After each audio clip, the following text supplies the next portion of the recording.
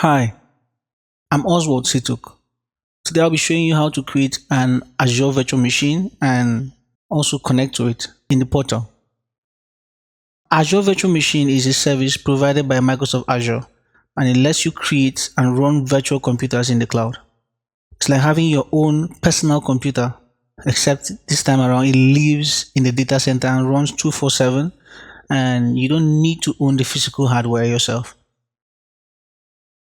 Azure Virtual Machines are cloud-based compute resources offered under the Infrastructure as a Service model. With IaaS, which is the Infrastructure as a Service model, you're responsible for managing and configuring components like the operating system, the middleware, the identity services, and Azure helps you provide the underlying physical infrastructure. Yeah, you pay only for the resources you use, and you have the flexibility to build and run your own solutions as you need to. Now, the Azure Virtual Machine can be deployed or created in Azure, but it needs other components to work efficiently. And I'm going to just list a few here. So, first thing you would need is a virtual network. For you to create a virtual machine, even if it's going to be in isolation, you need to be able to identify that machine even when it's communicating with other resources. So you need a virtual network. It needs to belong to a virtual network and give it an IP address. And that said, the second thing you need to have to create your Azure Virtual Network is a network interface. The NIC, which is the network interface card, is what helps your virtual machine to hold IP addresses, both public and private IP addresses. That way people can identify your virtual machine when communications are being made between resources in Azure and outside of Azure. Next thing we have is the public IP address. So if you need to make communications outside of Azure, outside of your private virtual network, you need to have a public IP address to do that. Next thing I'm talking about here is the disk.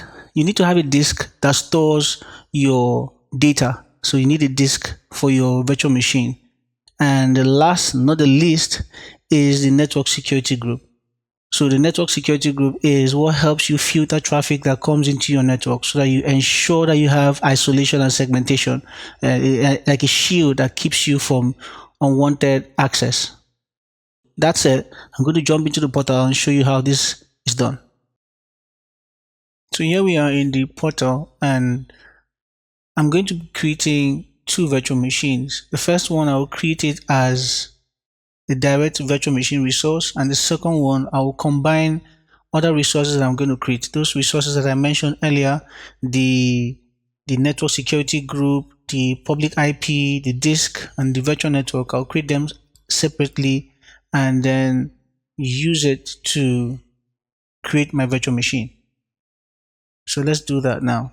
So I'll just come to the top here and I will click on, I'll just type on virtual machine. And I could go to the services and then I would see all the virtual machines that are here and then create mine from there, or I could go to the marketplace and just get to create it directly.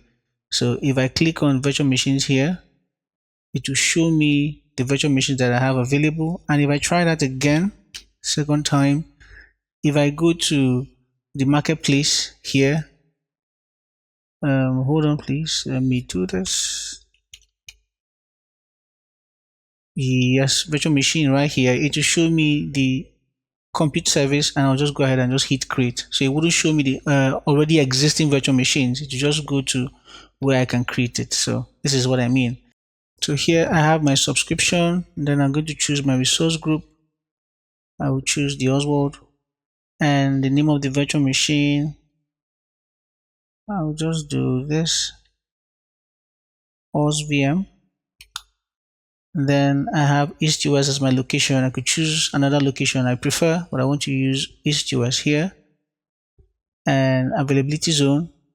The availability option just offer you high availability, just the features that give you high availability. You could choose availability zones, and then this virtual machine will be deployed in multiple availability zones. So this way you have high availability. In case of failure in one zone, you are sure that your resource is up and running in another zone, in the other zones that are depending on what you choose. So if I were to choose availability zone now, I could go ahead and self-select the zones.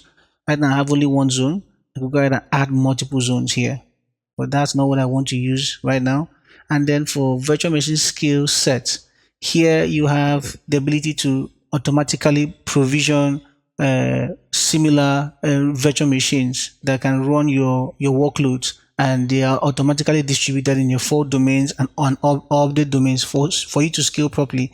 Like for example, if you have an e-commerce website that is running workloads and you want to make sure that your website has the ability to handle the traffic in high traffic seasons, so this could be a very ideal use case for a virtual machine skill set.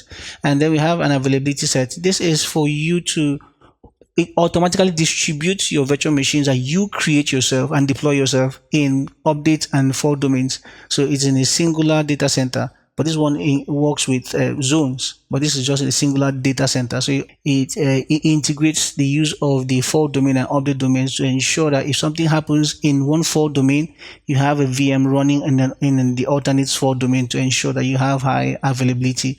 But for the purpose of this demonstration, I would not be gaining any redundancy. I do not want that. Security type, I'll leave it as is.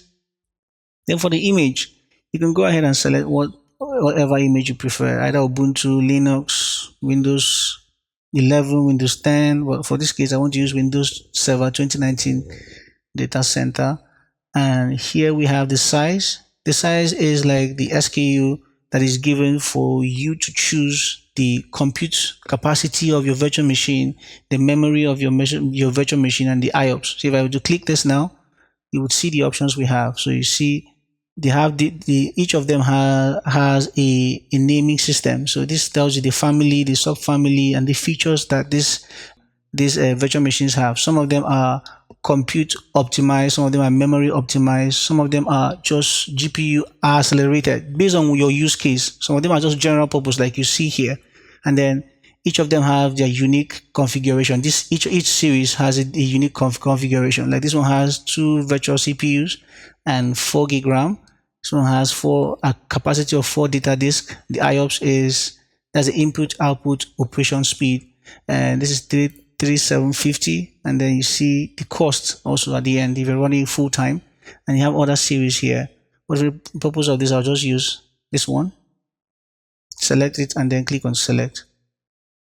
Now also, if you were to click on Azure Spot, what it does for you is, if I click it here now, it gives you, it's like saying Azure has excess capacity and there is a slot that is available that is not occupied, and then that slot is given to you to use until someone else comes in.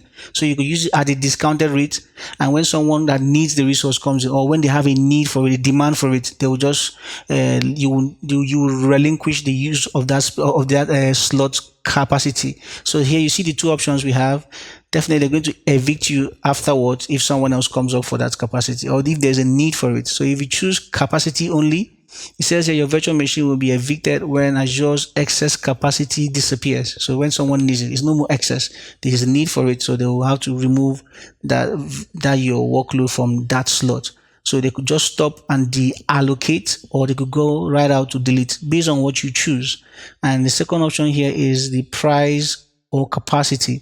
So here, you have to click on this one now. You will be able to just choose the price benchmark that you say, okay, once the cost of me using this resource gets to this benchmark, deallocate, because I don't want to pay more than that.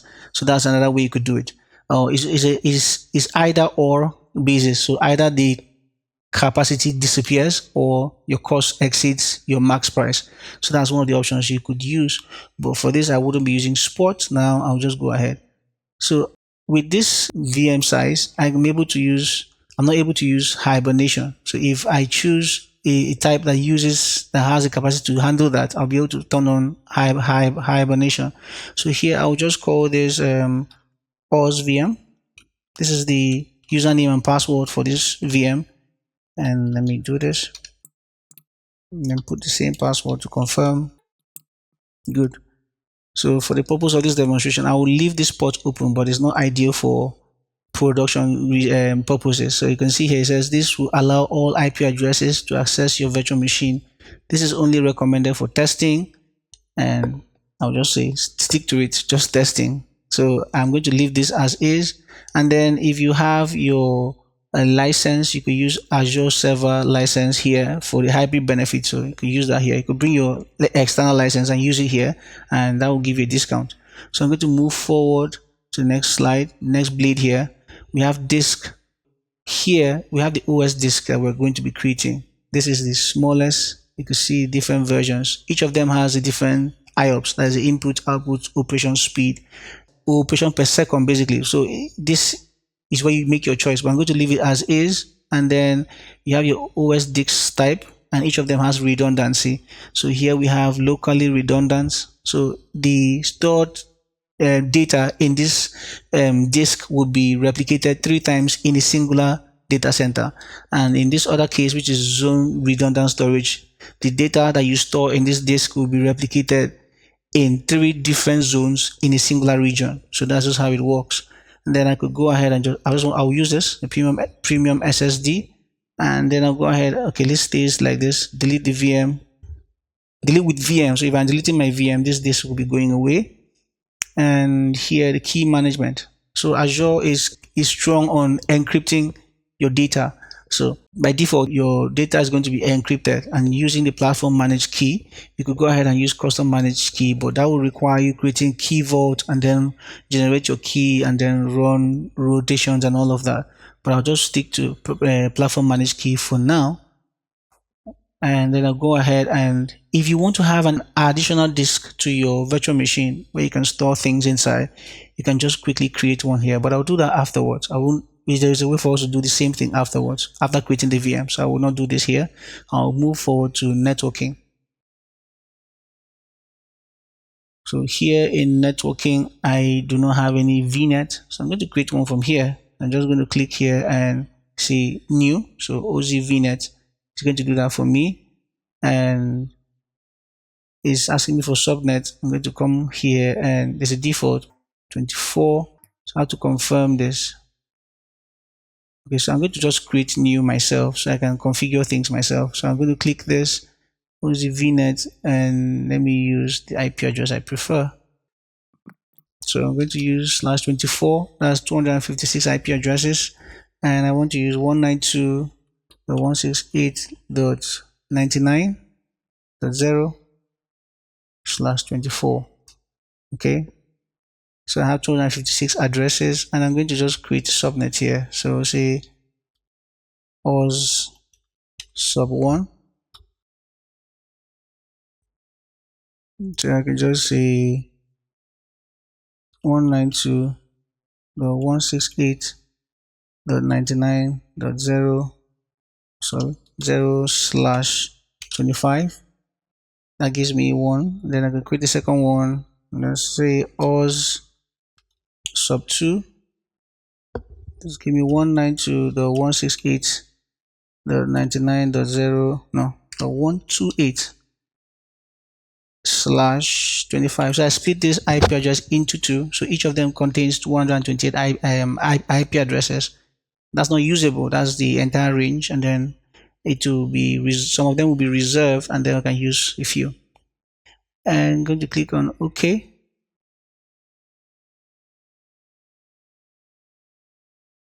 So that's done. So you see it's no more random. So I have my subnets 1 and 2. I can just go ahead and use it from here.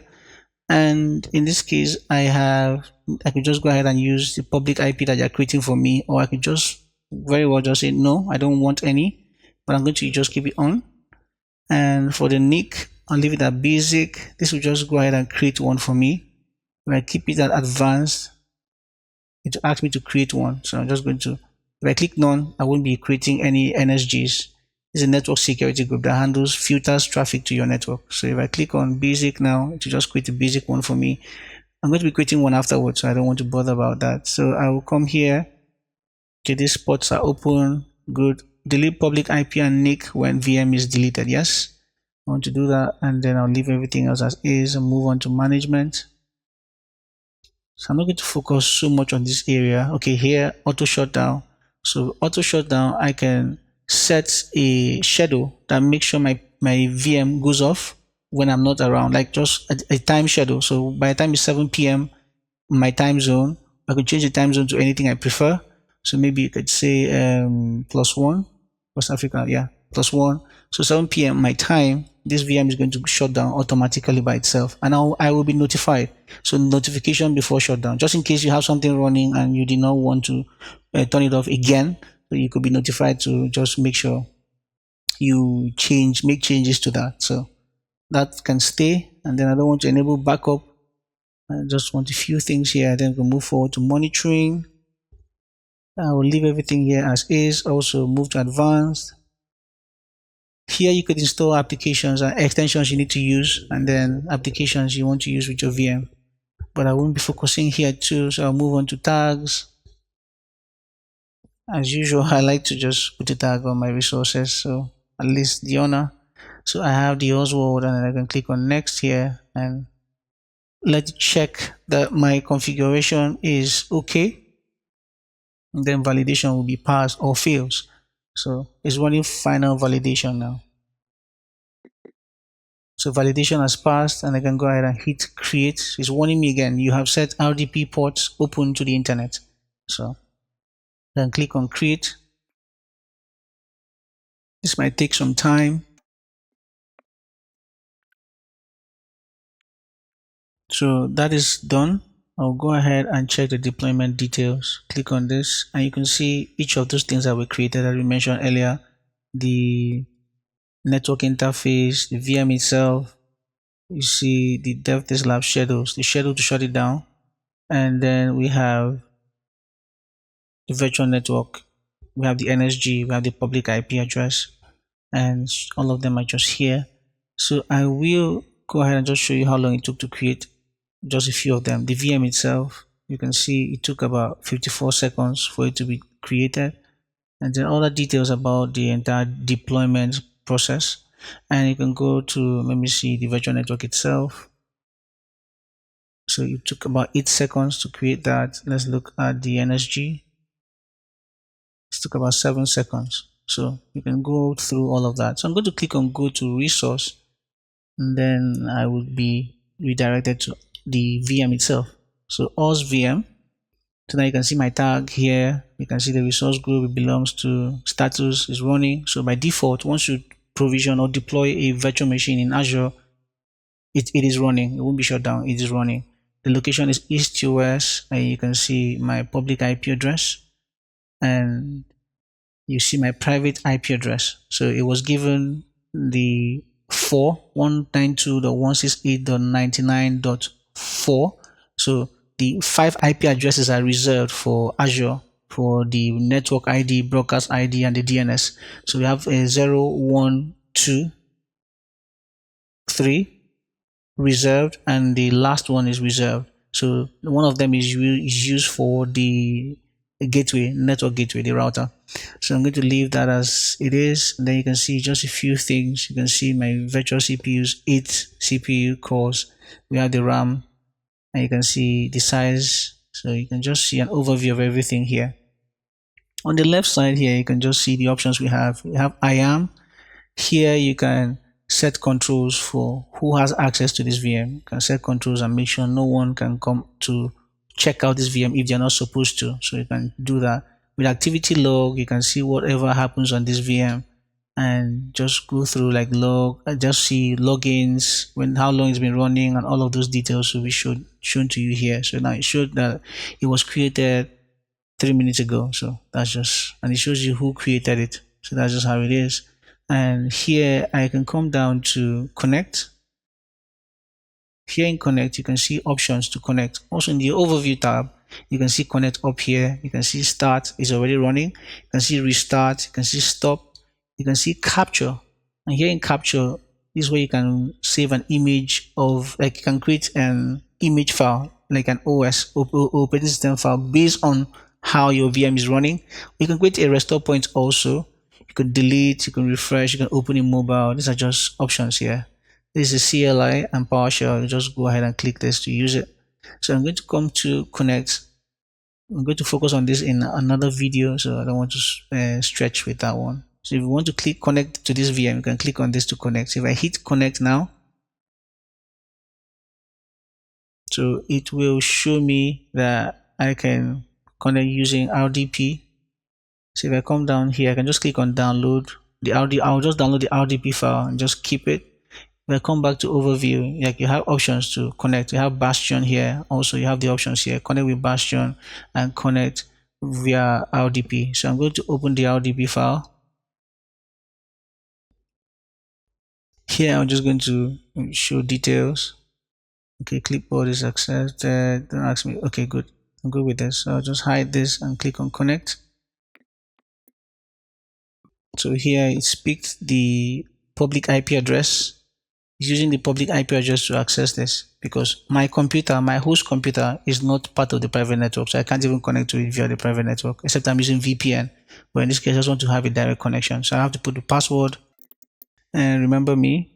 Let me see more choices. Okay, that's just if I want to use sign in with another account, I can do that, but I want to use OZVM. Okay, here we can go ahead and just click on yes. Do not ask me again for connections. Just click on yes. So we're logging into our VM. You can see the IP, public IP addresses on the top here. Click on yes. Everything is just loading up.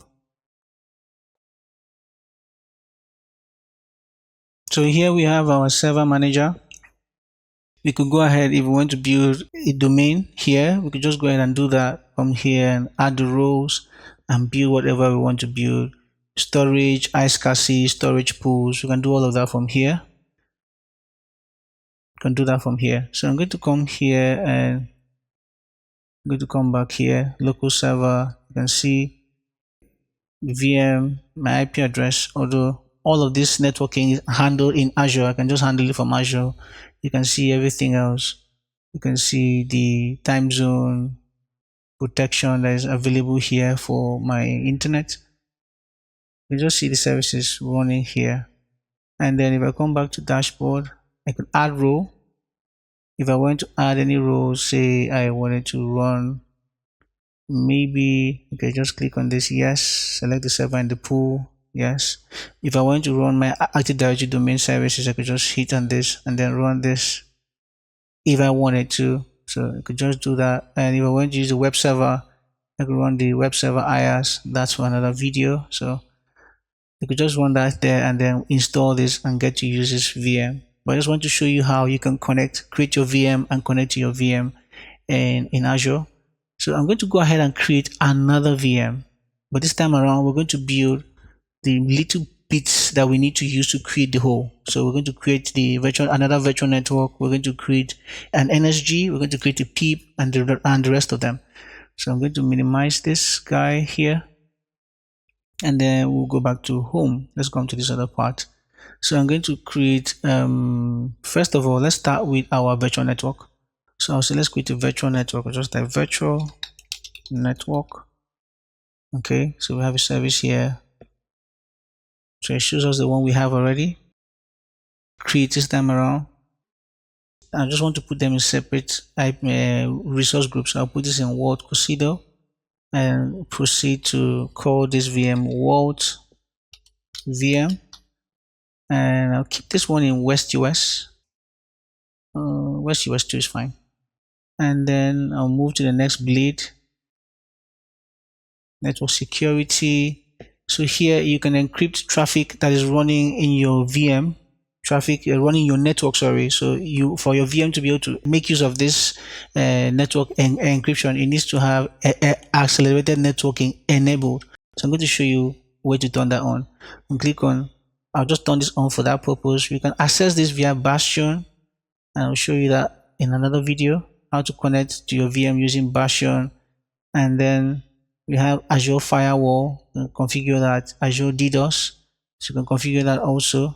Then I can come to IP addresses. So here, like we created earlier, we can just create our virtual network here. In this case, I would use a different IP address to avoid overlapping. So I'll use this 192.168.49.0, and I want to maintain showing me error because this is a class C IP address and I have 16 here, which aligns with a class B or class A, so I can't use that here. Instead, I'll come and choose 24. I can use 25, but it should be nothing less than 24. Nothing less than 24, yes. So you see this works, but if I try 23, this is a class C IP address, so it wouldn't work. So I cannot have up to this. So I'll come to 24, and then we're here. I don't like this default IP address. I'm going to edit this. Come here and just call this world sub1, and this is the IP address I have. So I'll go through this. I'll use 26 this time around. So it gives me 64 IP addresses, and I'll just go ahead and create this. Then I'll create another one. This time around, I would use 26 also, so I can have 1 to 8. So I'll come here, I'll call this world sub2, and then I will use 26 again. So you're going to continue from counting the IP addresses. It's going to continue from where it stopped. So this one starts from 0 all the way to 63. The next one will start from 64 to 127. So okay, it's right here, 64 to 127. So we can have another subnet that contains 64 IP addresses. So I'll just add that. And the final one, I'll just go ahead and use the entire remaining. I'll use /25. So that will give me 128 IP addresses. So I won't change anything here, or just the name. So I'll say world sub3, then add this. So I've used up my entire address space. So I have 3 of them now. So the entire 256 has been used up. So 128, 64, 64. So that's complete. And next I'll go to is tags. I'll add my tag owner, and here I can use the Oswald. And next, review and create. It's going to process to see if my configuration aligns with what is acceptable. Okay, that's good. We could go through the review of what we've chosen. You can see this on okay, can hit create.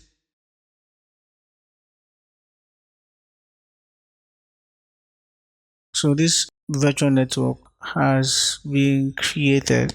Oh, the name I used was World VM, so I think we have to bear with that. I was supposed to World VNET, so let's hold on and not forget that it's World VNET. So I'm going to click on this,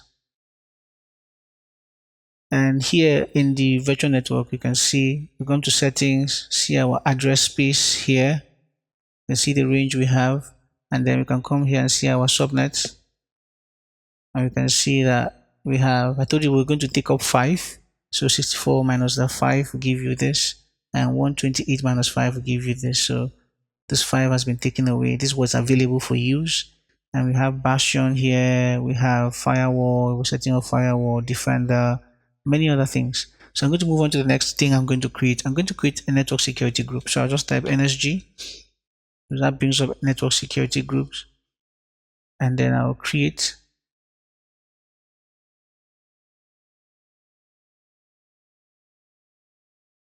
So I'm going to choose my resource group, World Cosido, and then World VM NSG. So we used, just to confirm, I want every resource to be in the same region. So I just come back here and confirm. I'll come to home. I will come to this resource group and then confirm where our virtual network is. Sorry about the naming. So it's in West US 2. So I'll come back to this one here and make sure I use the same, so I can find this when I'm creating it. If they are all in scattered regions, I won't find them in that mix.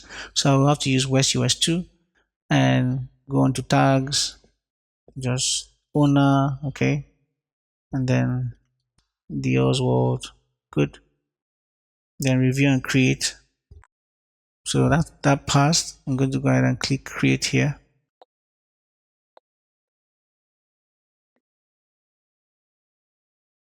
So that is created, and we can just click on go to resource, and then you can see the network security group here, overview. You see we have no RDP rule right here. There's no rule to connect this. So in the previous, I'm going to go back there though. The other VM we created, we allowed RDP. That's why we were able to access it via the RDP2. So I'm just showing you that we've created this resource and it's not linked to anything. We'll come back here. And I'm going to now go ahead and create the next thing, which is our public IP address. Public IP address. I'm going to create a new one.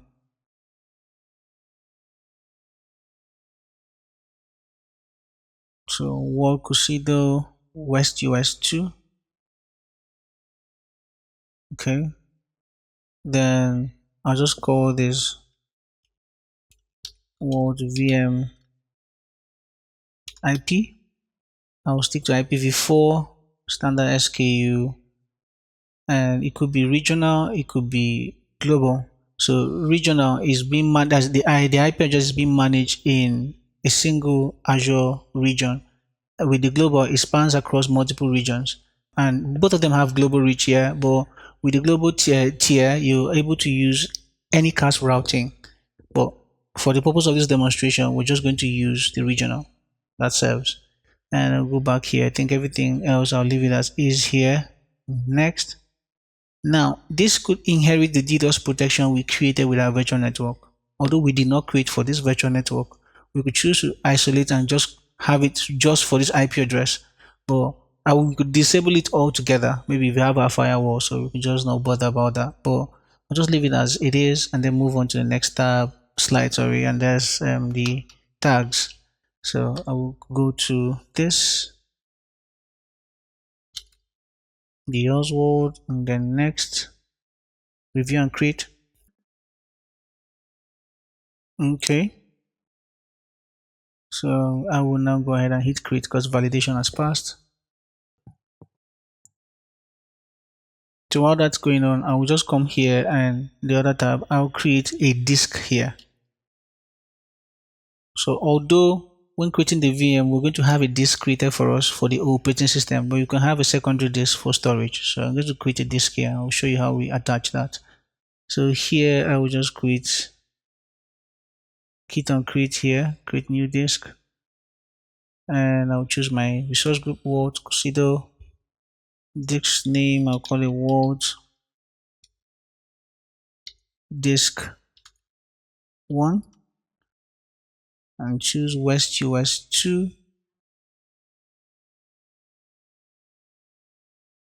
Okay, find it here, West US 2.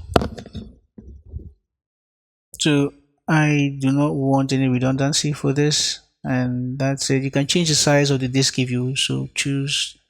You can choose this and see the options. You can see the IOPS, maximum bus IOPS. You can provision whatever you want. I'll just choose this 512 gigabytes.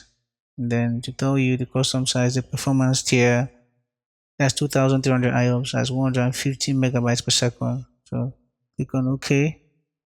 And then encryption next. I told you anything that has to do with storage, Azure has encryption at the back of the mind. So by default, there will be platform managed encryption for that disk. You can choose custom manage if you want to, but that's not what we're doing in this demonstration. So I'll come to networking. So enable public access, yes, just for this, I'll use that. And then advanced, I will leave everything here as is, move to tags, and then I will create this again. So we have this, and then review and create.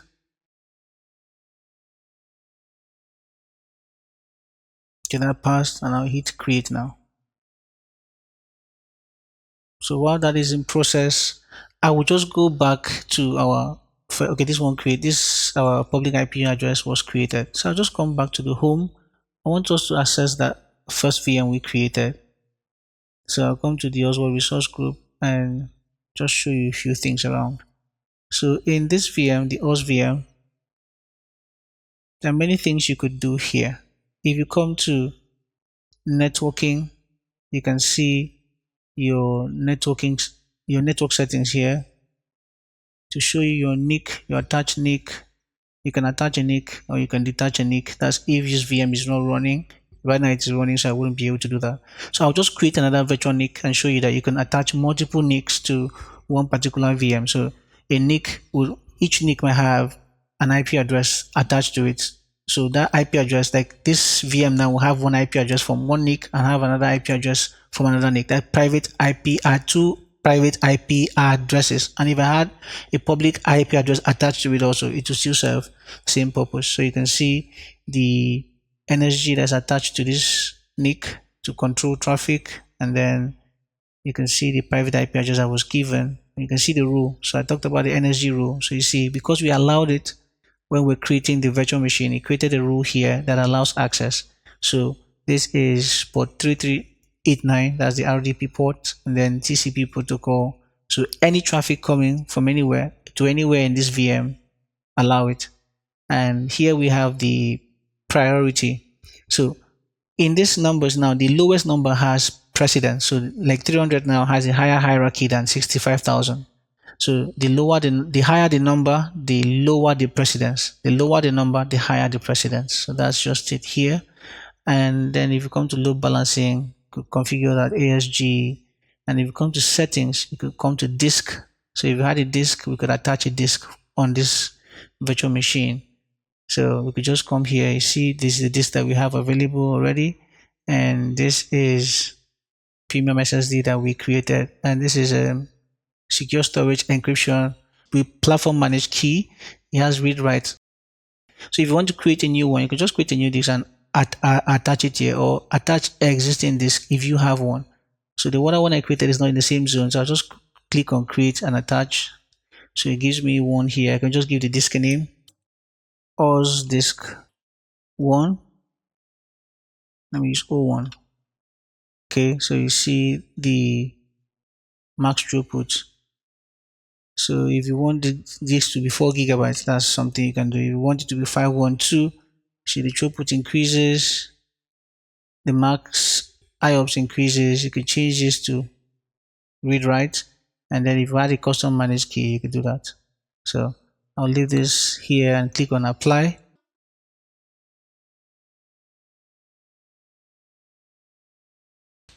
So successfully created the disk and it's uploading it to the virtual machine. So it's updated it to the virtual machine. So if we were to come to this virtual machine now, let's just check that. If you come here to check our disk options, this PC, you see we have temporary storage, we have the OS disk. This is the disk that has our OS. To show this, let me just come here and come to disk management. So here in disk management, you would see, okay, see, the new disk I just added popped up. So it says I must initialize it. So the reason why it's not showing here is because we've not initialized it. So I'll have to come here and click on OK. And now that disk will be initialized. So it's right here, but still it's not going to show here. So if I were to refresh this, let me make this full screen. You wouldn't see the disk here, but if I come down here, and you would see it's unallocated, it's online right now, initialized, but the disk doesn't have a volume, so you must create a volume for it to be seen here. So I'll just come here and just right click and create a new volume, and I can just call this Oswald. Let me use O, and then next I can use the REFS file system and just go this the Oswald, maybe storage, and next finish. So that will create this new volume, and if we check on our normal access now, we should see it pop up. Okay, it's popped up now. So we have the Oswald storage as an option.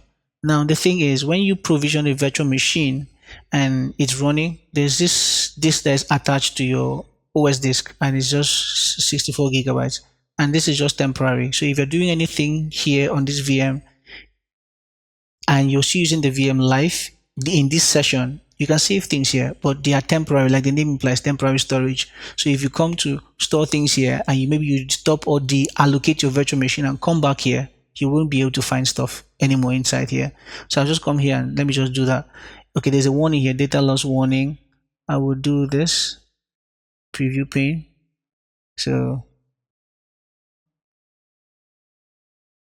this is a temporary disk. Any data stored on this drive is subject to loss, and there is no way to recover it. Please do not use this disk for storing any personal or application data. And that's because if you were to deallocate this VM and try to start it again, it might not be attached to the same host physical device that you used before, and that might just mean that you've lost your access. So having a disk a disk set aside for storage is ideal. So like if you still use this OS disk, it's right there and you'll be paying for this. But I mean, for storage, you could have something separate. So that's what we have here. So I'm going to try and create something here. I'll just call this, I'll just create a new file here and call this Oz. Okay, that's a file there, a txt file. I'll come here and I'll just create another file here and just call it Oz. This will be okay. Also, then we're good here.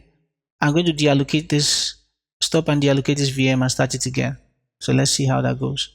So I'll just close this. I'll be disconnected from this session. And then I will just come up here and stop the VM. Okay. So while that is happening, I'll just go ahead and show you a few things. Then if you want to check the operating system you have, you can just come here and you see your operating system, Windows, to tell you about it, 2019 data center version. You can see configurations, locks, resource locks. You can create either a read only or a delete lock, so it prevents you from editing things or prevents you from deleting things. Those are the two options there. We have the security availability scale. So here you can change the size of the capacity of your virtual machine. You can upgrade it, like in terms of the SKU, the family that you want to increase to. Maybe you want more processing capacity, you could do that, or more RAM, you could do that, and that will just change it. Like hit on this now and then resize. That works for you. And then we could come to identity. Here we talked about manage identities, either system assigned or user assigned, but that's a different topic on this one. I wouldn't go there just for the scope of this demonstration. Then you could do backup, restore points, and automatic shutdown, the auto shutdown. You could set that here. And here, run commands. So here in run commands, you could just, if the VM was on, you could go ahead and run commands here, maybe PowerShell script here, and you will get feedback.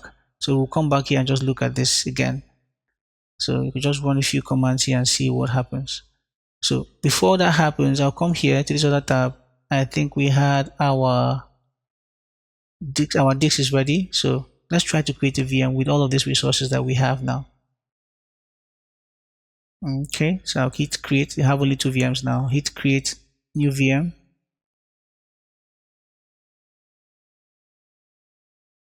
And then I will use Walt Cosido, and I'll call this Walt VM1.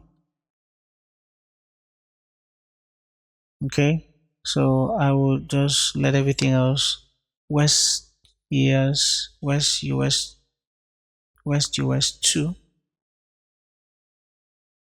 Okay, that way I'll be able to access those resources that I created. If I do not do that, I wouldn't be able to access it. So I do not want any redundancy, and then I'll go ahead and leave this as is, and then just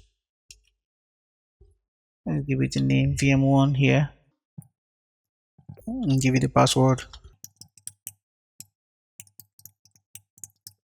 So it's confirmed. I'll leave the RDP ports also. Click on next to disk. So by default, they're going to create a disk for you, and this is your OS disk. And you see here it says a data disk. Okay, I could create a data disk, and it could have a different logical unit number. So watch what it says here. You can add and configure additional data disk for your virtual machine or attach existing disk.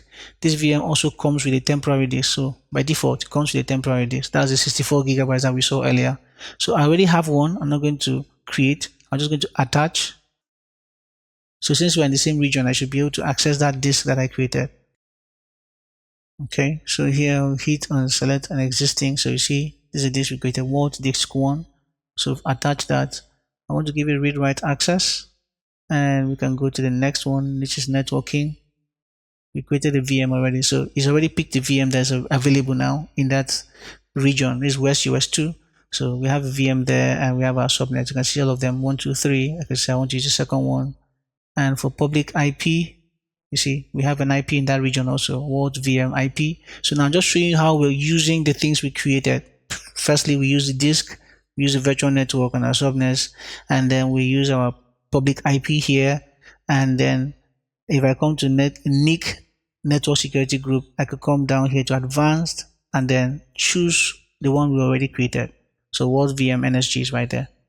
However, I did not create the network interface before because when creating a virtual machine, a network interface will be created for you. So I didn't bother myself doing that. So they will create a network interface to marry these things together. However, I will just create another network interface and use it to attach to the same VM or another VM, just to show you that you can have more than one NIC to attach to a VM. So this is what it is. Move forward to just delete this one. We're deleting everything else. Delete this also and leave everything else just the way it is. Okay, just want to show you how those things come together. As always, I would put my tag. So we could review and create. So validation has passed, and then I'll hit create. So while this is running, I will just come to this other VM, and okay, I'll come here again. I want us to just create another virtual NIC. So choose network interface. Or just NIC will be fine. Okay. So we'll create a NIC now, and we're going to assign this NIC an IP address from another subnet in our VM and then attach it to the same virtual machine. So here I want to use, we have a VM running already, so I'll use the Oswald resource group, and I'll call this VNET, VNET. Okay, so East-US is good. Virtual network. I already have a virtual network. I don't want to create a new one, so I'll select this virtual network. And then subnets, I already have subnets. I will just choose, I think I use the first one, so I'll use the second one now. So we're good. I want the IP address to be static. I don't want it to be changing, so I'll just click on static.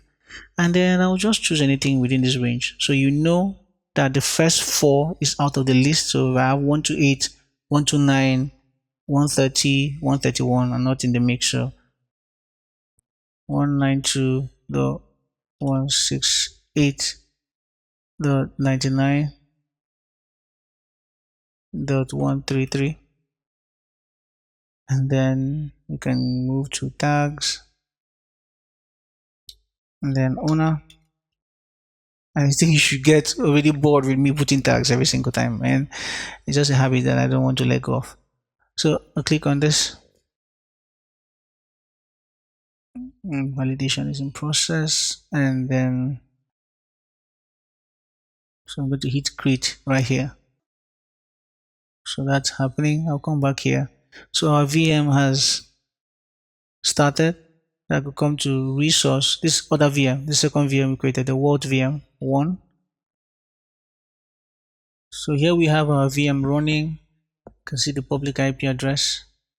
You can see the subnets that we created, the virtual network that we created, and you can see it created a network interface for itself. So if I come here, I was trying to show you run 1 minute run command.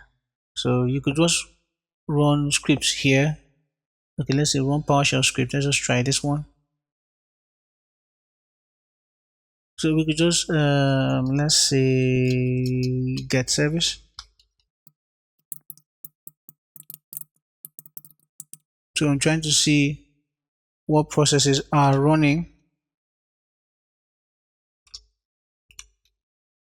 in our VM. So this is get service and the status should be running. So I'll just run this. Let's see. So without opening our VM, we can just run scripts from here.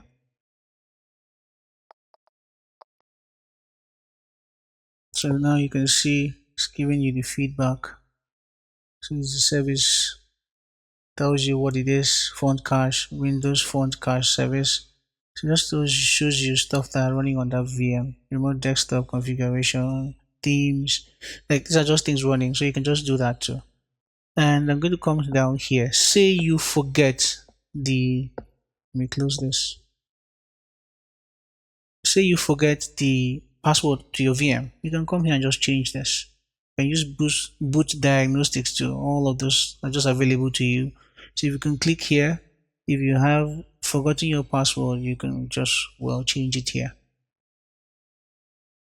So your VM name is already there. Just put a new password and then confirm the password. So that's something you can do.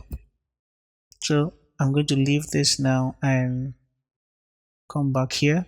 Okay, we've created this network interface card. So I have this other VM running. I'm going to come back here, go to our first VM now. So I'll come to this first VM, which is OS VM. Good. Now OS VM, I'll come to network settings. The VM is turned off, so I'll just go to network settings. So here we have the NIC that was created before, and then you see the IP address. The private IP address that was created is coming. I'm going to do this. Let me attach this. This is one. If I click on attach now, see the one I created, OZ Virtual Network Interface Card. So I click on OK. So give it some time. Okay, so you see here we have OZ VNIC. So that's the one I created. You could come here and switch between them. So this one has a private IP address of 192.168.99.133, and this one has 99.4. So we have two IP addresses, two private IP addresses attached to this virtual machine. So I'm going to come, assuming we came to, let's start this VM now, so we can confirm that temporary storage. So I'll click on start VM and then connect afterwards. So our VM has started. I will connect again. Let me just go to the file, just open it again. Remember me.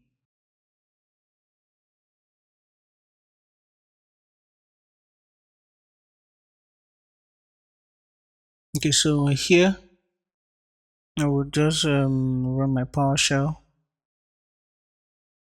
First of all, ipconfig all. So we can see our IP address here, and then we see the second IP address we have here.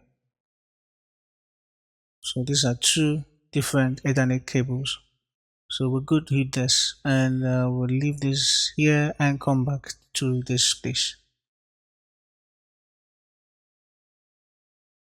So here I will come to this PC, and then we have temporary storage and we have the Oswald storage. So I'll open the Oswald storage. The file we created, OS file we created, is no more here. It's gone. Well, if I come back here to the Oswald storage, the OS file is right here. So that's just what I wanted to explain to you about temporary storage. So I think that's that. So if you want to create a VM, you know the things you need to understand the resources, the other resources that you need in creating a VM. So if I were to come to the resource group, the Oswald, and then in this other VM, I will come to the resource group called Vault. Oh, that's loading. So now you see the things we needed. This is the second network interface I added. This is the disk I added, the secondary disk I added. This is the virtual machine itself. This is a public IP address. This is the NSG. This is the NSG, and this is the VNET, OZ Virtual Machine VNET. And this is the network interface that was created while I was creating the virtual machine.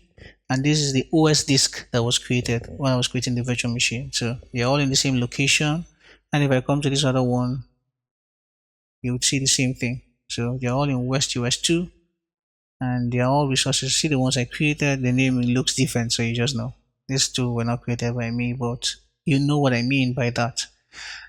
That said, you can create your VMs and you can run your VMs, and you can connect your VMs with your RDP, and also you can use Bastion So see you in the next video.